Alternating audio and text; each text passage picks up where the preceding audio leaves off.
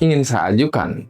Pertanyaannya mungkin terdengar sederhana, tapi kalau kita pikirkan secara sungguh-sungguh, jawabannya bisa mengubah cara kita melihat dunia.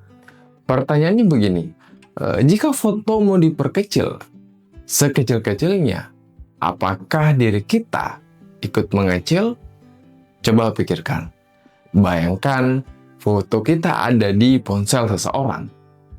Lalu di zoom out, makin kecil, sampai wajah kita hanya setitik piksel yang hampir tidak kelihatan. Apakah kita merasakan sesuatu? Apakah nilai kita sebagai manusia ikut menyusut? Coba bayangkan. Tentu jawabannya jelas. Sekarang pertanyaan keduanya adalah, jika foto kita diperbesar, sebesar-besarnya, dipasang di baliho misalnya, di pinggir jalan, apakah diri kita ikut membesar? Apakah pengetahuan kita juga bertambah?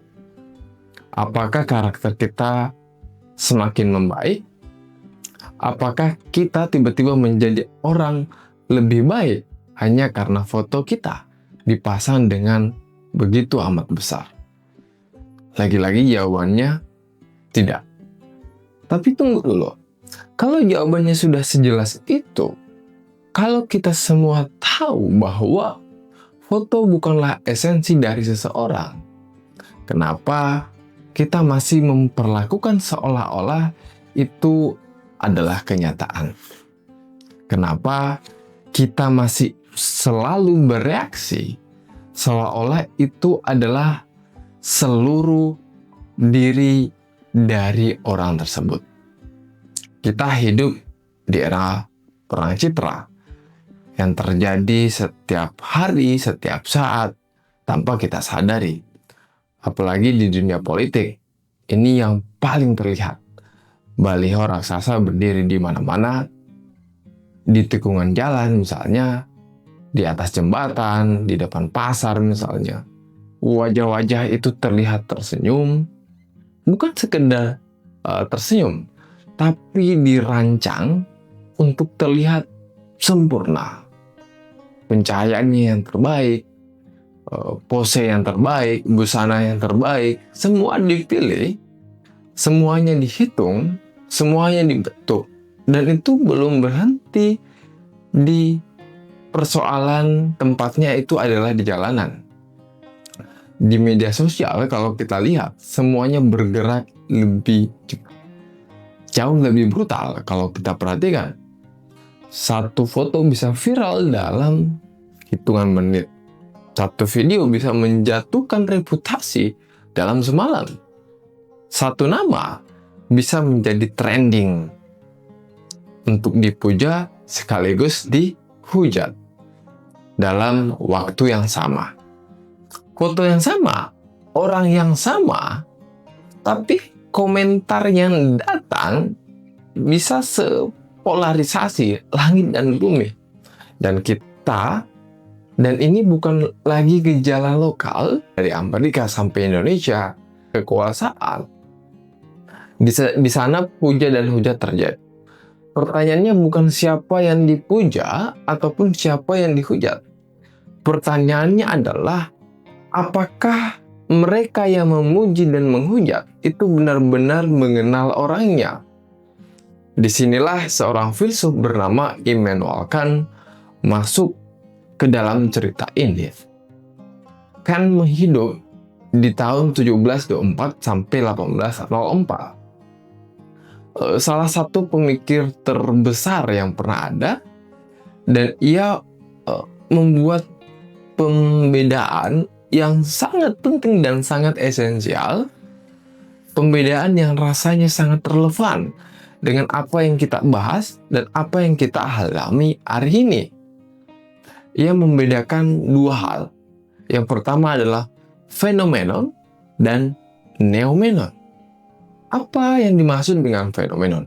Fenomenon adalah apa yang tampak, apa yang bisa kita lihat, kita dengar, kita baca, misalnya foto seseorang itu adalah fenomenal.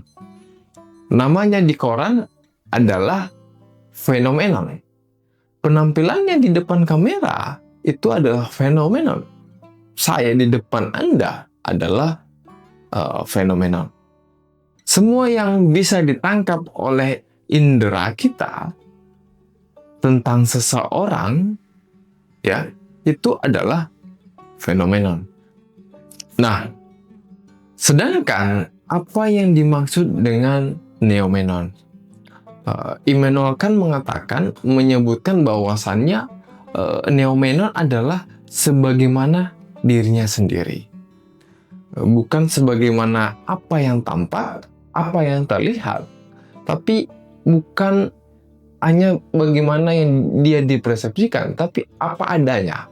Jadi neomenon itu tidak pernah bisa sepenuhnya ditangkap oleh indera manusia.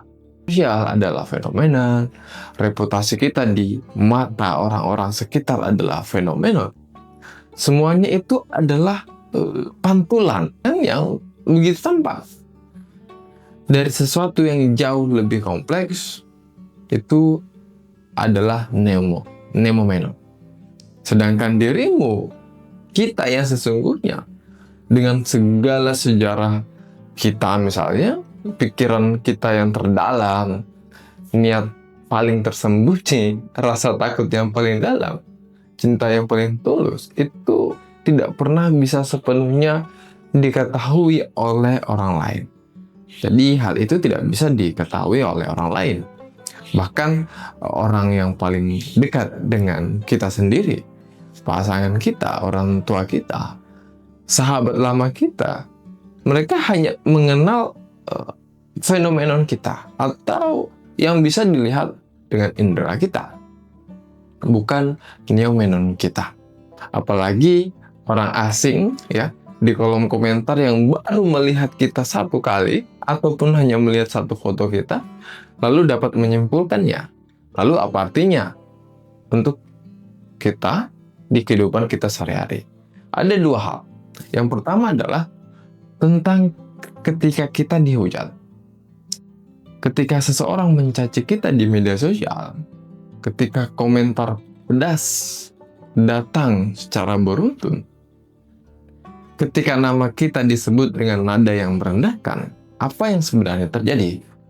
Yang terjadi adalah seseorang sedang bereaksi terhadap fenomenonmu, terhadap bayangan dari kita, terhadap mungkin sebagian kecil informasi yang mereka miliki tentang kita, yang mungkin sudah terjadi sebuah terdistorsi misalnya, jadi informasi yang tidak begitu baik, sudah dibentuk oleh sebuah prasangka dan emosi dari mereka sendiri. Mereka tidak sedang menyerang kita, mereka menyerang citra kita yang mungkin tidak mewakili siapa kita yang sesungguhnya. Nah, ini bukan berarti semua kritik harus diabaikan. Kritik yang jujur, yang berbasis fakta dan selalu berharga, itu menjadi sangat penting.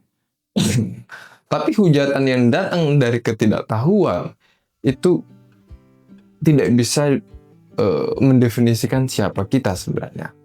Dan yang kedua, dan ini yang lebih berbahaya, tentang ketika kita dipuja, pujian itu terasa begitu nikmat, itu kenyataannya. Pujian membuat kita merasa besar, merasa benar, merasa istimewa misalnya, tapi kenyataannya pujian yang terlalu berlebihan, yang tidak berbasis pada pengenalan yang sesungguhnya, kita mulai percaya bahwa citra kita adalah segalanya. Kita mulai hidup untuk mempertahankan yang namanya fenomenon, bukan untuk mengembangkan neomenon kita, diri yang sesungguhnya, bukan lagi persoalan bayangan. Dan ketika citra itu runtuh, citra pada akhirnya bisa runtuh. Lalu kita tidak tahu lagi siapa diri kita. Nah, di era media sosial ini, jebakan itu semakin dalam. Kenapa semakin dalam? Algoritma dirancang untuk memperkuat sebuah yang namanya reaksi emosional. Karena itulah yang membuat orang terus mengulir layarnya misalnya. Dan reaksi emosional ini yang paling kuat adalah dua hal. Yang pertama adalah kemarahan dan kekaguman. Maka hujatan dan pujaan itu terus diproduksi, terus dibagikan, terus dikonsumsi makin kencang, makin cepat di tengah pusaran algoritma digital yang saya sebutkan tadi. Sangat mudah bagi kita untuk lupa satu hal penting. Di balik setiap foto yang dikomentari, ada seorang manusia dengan kehidupan jauh lebih kompleks dari apa yang tampak tadi. Ada sebuah renungan yang ingin saya tinggalkan dalam sebuah video ini, di mana dipuja atau dihujat orang lain di media sosial atau dimanapun itu, diriku adalah tetap diriku, yang pasti tidak sepenuhnya dikenal oleh orang lain. Ini bukan pernyataan sombong. Ini adalah pernyataan tentang kestabilan, tentang kemampuan untuk tetap berpijak pada siapa diri kita yang sesungguhnya.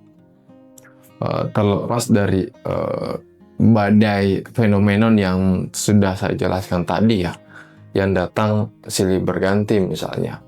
Nah, seorang pemimpin yang bijak itu tidak akan membusungkan dadanya ketika dipuji melalui media sosial misalnya.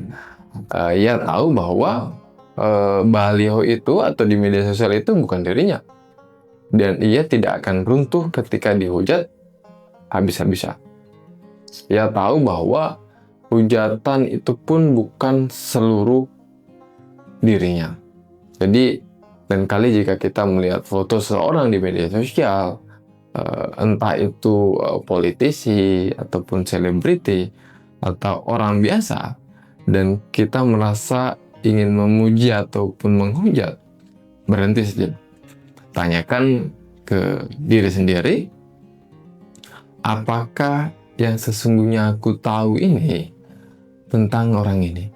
Apakah yang sesungguhnya aku tahu tentang orang ini? Seberapa dalam saya mengenalnya? Seberapa tahu saya neomenonnya? Dirinya yang sangat sejati.